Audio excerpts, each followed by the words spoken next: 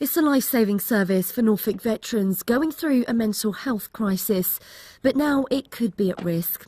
This car, one of two run by the Walnut project, provides an out-of-hours service to give ex-service personnel face-to-face support during the night, regardless of where they live in the county.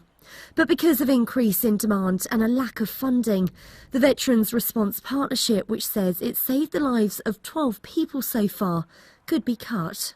When we're talking about saving lives, these are people who are actually in the act of ending their life, who have actually sort of put their plan in motion and almost given humanity one last chance by making a call. So, you know, this isn't sort of being dramatic. We only measure saving lives by people who have actually started to implement the act of ending their life.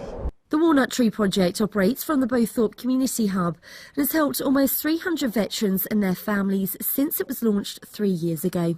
They work with the Norfolk and Suffolk Mental Health Trust and have set up a number of programmes like Paw Support to get rescue dogs teamed up with veterans to help them both. The charity is run by volunteers as there's not enough money to pay staff, with the organisation needing to raise £30,000 this year alone to cover the running costs. And Luke says the biggest expense is the 2 support cars, which were called out 89 times in the past 10 months, costing £140 every time. For people in mental health distress, A&E can be really upsetting.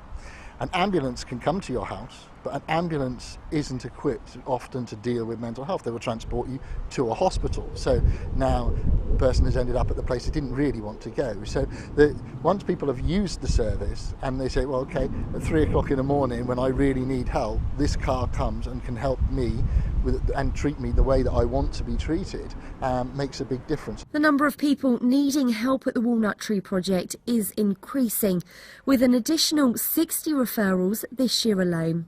And if more funding doesn't come through, one of the cars could be taken off the road as soon as October.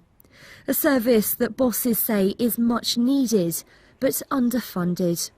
Christina Brinkley, Mustard TV, Bowthorpe.